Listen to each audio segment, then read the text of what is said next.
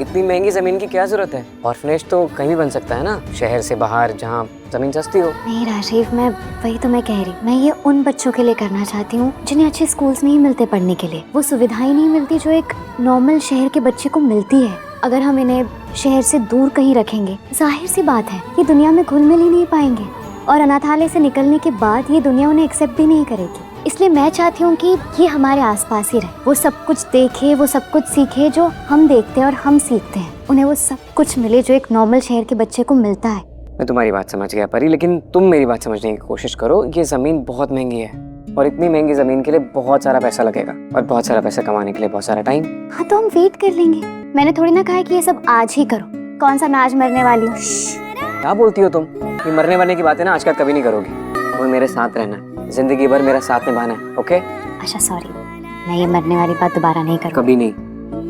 Okay. Parineeti के आने वाले एपिसोड में एक अलग ही ट्विस्ट देखने को मिलने वाला है। यहाँ पर राजीव घर आ गया है, बेल वगैरह हो गई है और कहीं ना कहीं राजीव और परी एक दूसरे को मिस कर रहे हैं। अब भाई परी ने भी सोच लिया कि मैं नीति को छोड़ने वाली नहीं। यहाँ पर नीति बहुत खुश हो रही है, उसको लग रहा है कि मैंने राजीव और घर वालों को भाई पार्वती के खिलाफ भड़का दी और अब तो भी पार्वती की एंट्री भी नहीं होगी यहाँ पर। और पार्वती बोल भी देती है कि मुझे कोई जरूरत नहीं है राजीव की, और यहाँ पर तुम राजीव को अपने साथ लेके जा सकती हो नीति, और तुम भाई इनका ध्यान रखना, मैं तो वैसे भी इनको कुछ समझती नहीं हूँ। और वही हम देखेंगे कि राजीव ये सब सुनकर तो और ज्यादा बौखलाया हुआ है, और यहाँ पर अब पार्वती लेगी बड़ा बदला। अब यहाँ पर अखबार में न्यूज आएगी और यहाँ जिसे देखकर नीति के होश उड़ जाएंगे, और अखबार में लिखा होगा कि भाई जो पार्वती नीति की फ्रेंड है उसने राजीव के संग शादी कर ली, और नीति जो है राजीव से शादी करना चाहती थी, जिसके बाद नीति ने भाई राजीव को भेज दिया जेल।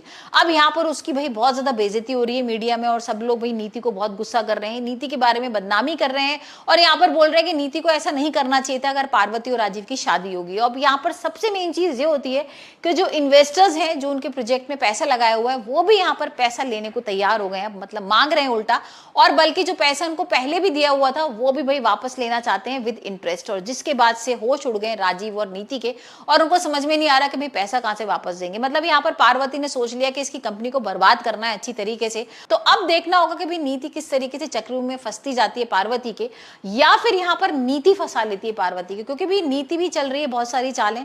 नीति को भी लग रहा है कि अब मुझे इसे छोड़ना नहीं है, इससे बदला लेना है, लेकिन यहाँ पर पार्वती इस तरह की चालें चल रही है कि भाई नीति पहुंच भी नहीं पा रही है कि पार्वती ऐसा कुछ भी कर सकती है। वही हम देखेंगे राजीव पार्वती को घर पर लेकर आ गया, और यहाँ पर ताई जी बहुत खुश हो रही है, उनको लग रहा है कि गृह प्रवेश वगैरह होना चाहिए, वो थाली वगैरह तैयार करती है। इतने में भाई पार्वती मना कर देती है, राजीव भी मना कर देता है कि ये तो भाई इस शादी को मानती नहीं है, जबरदस्ती वाली शादी मान रही है, और यहाँ पर अब मेरे को हस्बैंड भी नहीं समझती, तो भाई क्या मतलब है गृह प्रवेश वगैरह करने का, और ये तो एज अ फ्रेंड मेरे पास आई है यहाँ पर हमारे घर पर मिलने के लिए। और यहाँ वो एंट्री तो कर लेती है पार्वती, कहीं ना कहीं नीति बहुत खुश हो रही है, उसको लग रहा है कि चलो अच्छा है ये गृह प्रवेश वगैरह नहीं हुआ, और यहाँ पर ये जो शादी हुई है इसको ये लोग बेकार मान रहे हैं, जबरदस्ती वाली मान रहे हैं। तो अब देखते हैं पार्वती कौन सा नया गेम चलती है। वैसे तो यहाँ पर वो गुरविंदर की बुराई करने वाली है, जिसके बाद भाई राजीव और पार्वती में हो जाएगी बहस।